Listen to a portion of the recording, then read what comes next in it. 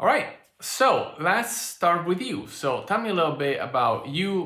What kind of characters do you usually play, or do you get considered for, or would you like to play? What would you like to be seen as? So basically, I normally get asked to do romantic roles, like quite a lot. However, I would love to get a role similar to Meryl Streep in The Devil Wears Prada. I think that is probably my favorite type of role. However, I would not mind also considering something like in the 900 also. So a bit back, like period time. Okay, so something period, yeah. So let me write a few notes. Okay, so I write this down. So we got romantic lead as something that you often do. Devil wears Prada, and you would like maybe one of these to be period. Yes. Okay, cool. Now, couple of things. First of all, how do you feel about emotionality? Meaning not crying on cue, but showing strong distress, maybe going towards crying or sort of barely holding it together, showing some pain, basically. How do you feel about that? Yeah, I'm good. I mean, I need to get into character, but after like 3 or 4 revisions, it's totally fine. Like as long as I get into character, it's totally cool. Yeah, okay. So is that something that you would like to show? Not everybody does, but is it something that you'd be happy to do? You would want to show that you can? Is it something you'd recommend normally? You tell me. What do you suggest? Okay, that's a tricky question. Okay, Exactly. so there's basically there's 2 points of view. Like some people say that they absolutely don't want any emotionality in the show reels, and absolutely not. How come? Do you know why? Yes, I know why. That's because if someone is overly emotional, usually in a bad way, it can be quite off-putting. On top of that, by experience, being an actor myself, or having been an actor myself, I know that if you tell actors, go and be emotional, they usually overdo it all the time. So casting directors tend to say, and agents as well, they tend to say, look, it's better, don't do anything emotional, just be yourself, relax, I just want to hear you talk and whatever. Now that is true. Okay. However, from a director's point of view, when I do castings, if I have a character that I know needs to be emotional, I need to get a character to cry or whatever, and I see that you can do it in your show reel, I know that you can do it. Not everybody can. So if you do it right, not too much, but sort of just the right amount, if you do it tastefully and it makes sense also for the scene, I think it can be a plus. I think it can be something really strong. You need to do it right, obviously. But that comes partially from the writing and then the directing and then obviously the performance itself. Generally, it's never pleasant to see somebody completely letting himself go and crying their eyes out, that kind of stuff. But if you do it right and it's more about you see the pain but you're sort of trying to hold it together and sort of barely managing, that can be really engaging if you do it well. And I think that can be a plus, a big plus in a show reel. Again, some people will disagree on this, so it is a bit up to you what you want to show. If you think that's a strength, that's something that you can do well, I personally would have a scene that shows that, but it is your call. I'm thinking because so just to confirm, it will be 2 scenes, and like one-on-one, most likely as a conversation. And I'm thinking of my current showreel because obviously I want to update it, but there are a few scenes that I really want to keep. And there's one scene where, in my current showreel, where I'm arguing with the guy basically.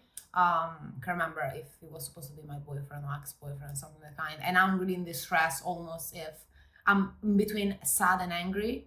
So I don't know if I should redo that or I should just leave it. No, I think we definitely should not redo that. So if we went for pain, it shouldn't be that kind Yeah, of, it it should shouldn't be be an like- argument. different. I think, I don't but know, it because it's a could be bit good. risky. That's the thing. It's a bit risky. It is, but I'm just thinking because you mentioned Devil Wears Prada, for example. Yeah. In Devil Wears Prada, obviously the character of Meryl Streep is overall very, very strong, very powerful and stuff. But we do see her crack. Yeah. We do have that scene where her husband has left Yeah. and she's just not really holding it together, and we see the pain, we see the human side of that character.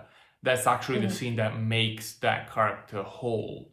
Okay. If it was just the strong facade, she wouldn't be particularly engaging. She becomes more engaging, more human, because we see that underneath that there is a human being.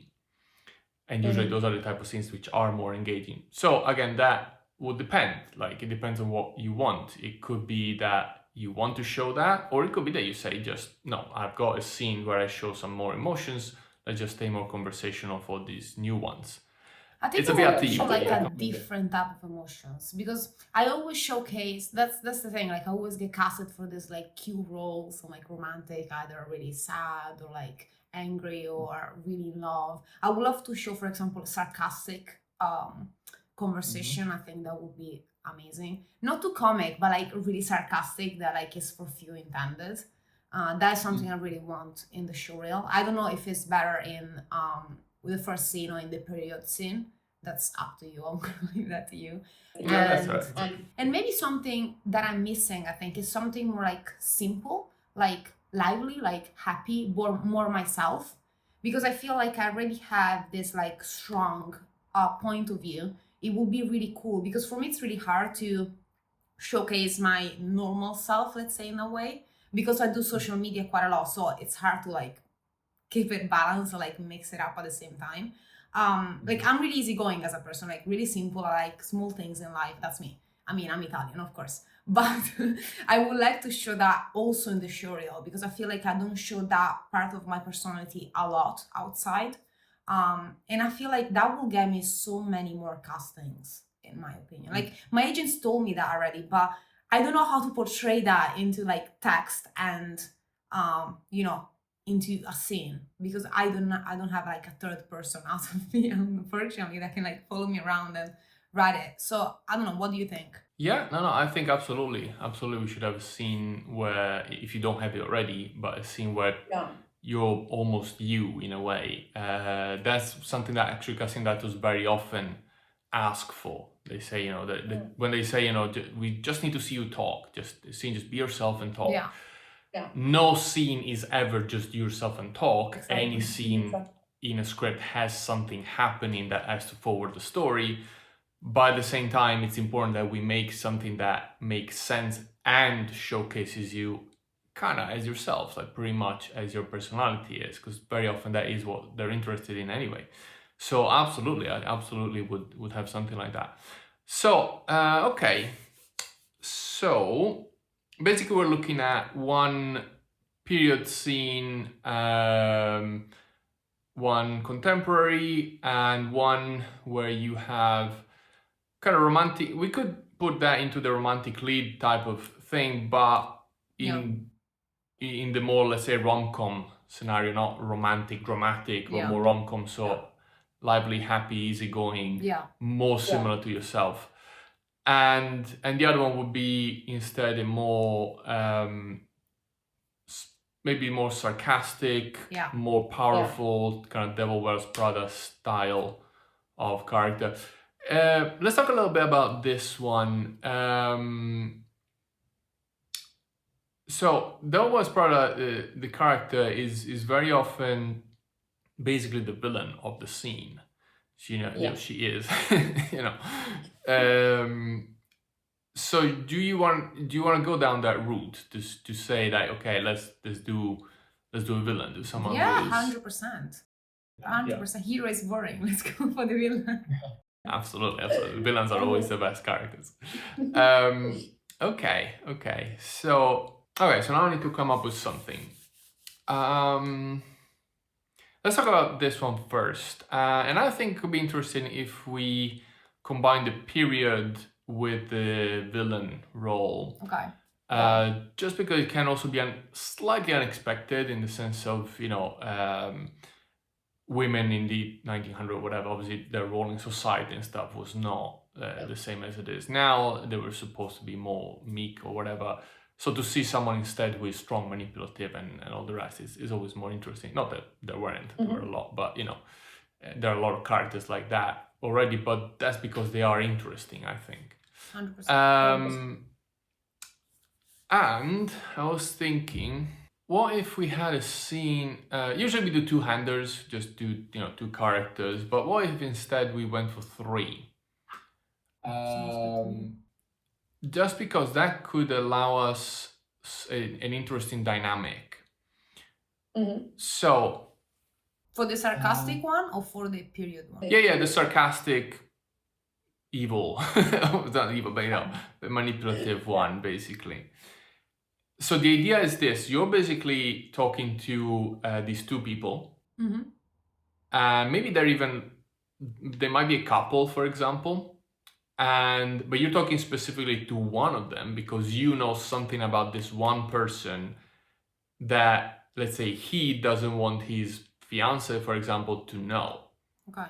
So the whole dialogue becomes a game of cat and mouse and subtext, whereas you say things that he understands and he has to reply to you, but in a way that doesn't make his fiance understand. Yeah. Makes sense. So and it becomes a power play of you holding all the cards. I like that. Where, because you could reveal this thing that obviously he doesn't want his fiance to know. And we play it a bit that way. What do you think? I love it. I think it's really cool. I like it. Okay. I like it. Okay, so let me come up now with something a bit more specific. I like to leave you with a bit of a proper synopsis here, okay? So let's say that okay, I'll give you an idea. Okay, if you don't like it, just say it. We can do something different. Let's say that this guy, let's say that you're all nobility, okay? You're all noble people, upper class, and that stuff. He is the heir, so the firstborn child of a big family. And it's a big family that has a big important name maybe, but they're not very rich anymore. They've lost a bit their money effectively. And he has to, in order to save his family's name and reputation, they've arranged a marriage with the girl that is with him, his fiance, and it's completely an arranged marriage. But maybe she's quite naive. Maybe she really does love him, or or at least she's not against this, basically. However, he is not that much into her, and we have two options, I think, here. Tell me. So, option one can be that he just cheated on her with someone else and you discovered this. Now, you are a third party and maybe you want something from him or from his family. Maybe you can, and this is the scene, if this were a movie, this is the scene where you basically reveal to him that you know what is done. Yeah. Maybe something specific. It might be that maybe you were at a party together. His family hosted a big party. It could even be the announcement of the engagement, for example, and you saw him sneak out with another girl. Okay. And that's what, in the scene, you basically let him know that you know without you saying it out loud, and he understands it and tries to obviously navigate the situation without letting his fiance know. So that can be situation one. That places you in a more detached position. So you don't have personal stakes in that, but you're trying to just achieve something. This is more of a classic villain role, if you like. Yeah. A second option can be that instead you are the one that he cheated with, as in you're the one that you two are actually in love, or at least there's a strong attraction between you two in a way. And maybe there even was before the announcement of the engagement or something. And so it becomes more of a personal thing that you don't want to say out loud that, you've been together before, because it will also ruin you. But at the same time, you're trying to manipulate him somehow, because you've got a personal stake in this. You don't want him to marry her. Which one do you prefer? Which one do you think is stronger? like as a casting director, because this is what goes into my mind, because I like both of them to be honest, but I cannot think about what I like. I want to go more for what is the strongest, like what I know that might get me more castings and that showcases better my character. What do you think? I don't know, because I feel like if we want to do the sarcasm in it, probably the second one might be better. Just because like you have a reason to, you know, be like, well, is it her? Like, you know, this kind of like attitude a bit. I don't know, you tell me. What do you think? I think that sarcasm-wise, I think we can have sarcasm in both. Okay. In fact, I can already picture a lot of a lot of stuff that will be quite fun to play.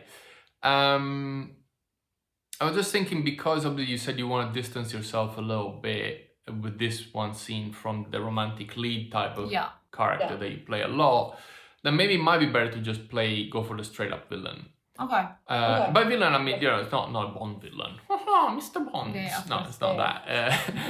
It is more but somebody that is not directly involved in this relationship, but is trying to manipulate and obtain something for herself. Obviously, we don't need to know what that is at all. In this particular scene, it's just about you letting him know that you know. And then you don't need to make any threats or requests or anything. It's just a matter of establishing that you've got this information. Yeah. And I think it can be quite fun. So yeah, if that's okay with you, I would go with something like this, basically. Does that sound good? Yeah, let's do it. Okay. So let me just write it down before I forget what I just said. All right. So that's one. Let's talk about the second one now. Yeah. So now we've got, basically we can probably classify this as either rom-com or even comedy potentially. And yeah, lively, happy, easygoing type of character. So, well, I guess the first question would be simply this: are we talking rom-com or are we talking just a fun scene? Meaning, are we going for a scene with a potential love interest, or do you want to stay completely away from that because you've already got enough material like that and it could be just with friends or with someone else? I think let's keep it more like casual instead of romantic, especially if we hint at the other scene. I mean, even if I'm not involved, that's the topic mostly.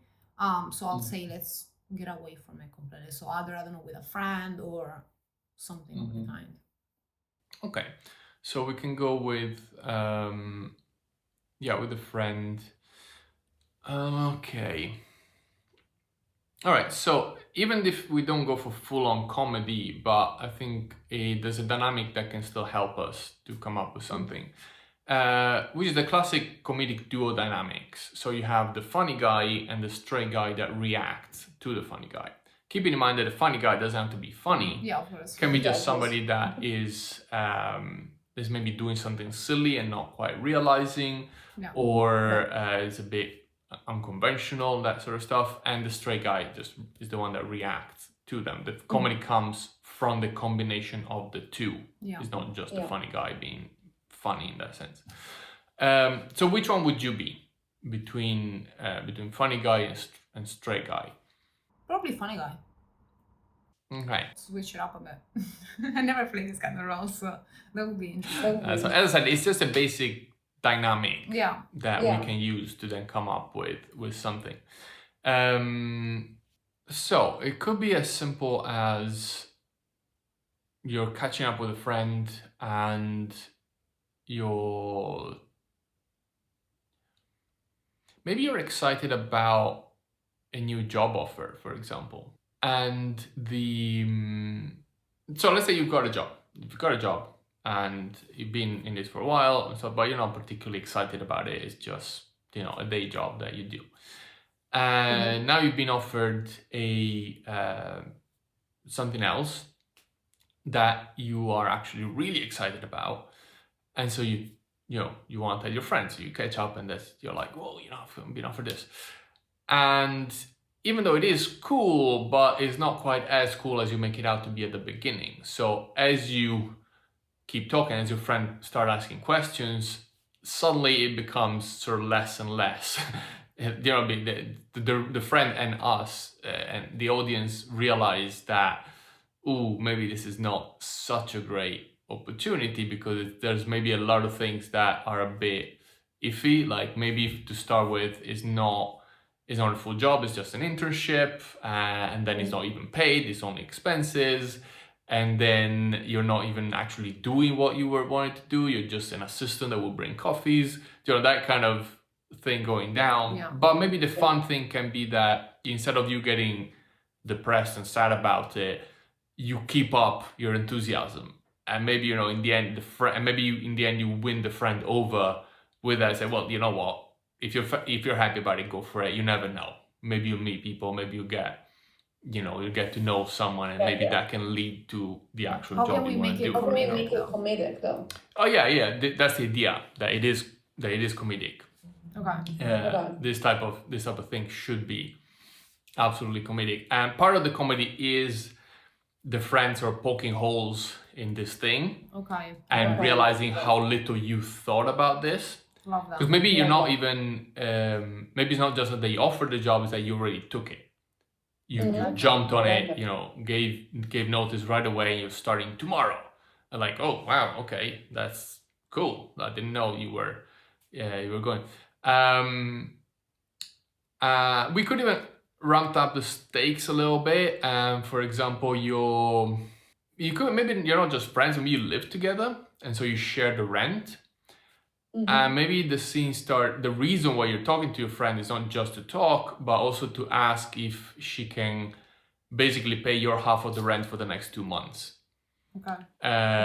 So she's like, oh, okay, yeah, well, why? You got a job and stuff. But no, actually, I just left because I found this. And so there's a personal stake for your friend in this as well, because obviously if you can't pay your half, then she has to shoulder that one.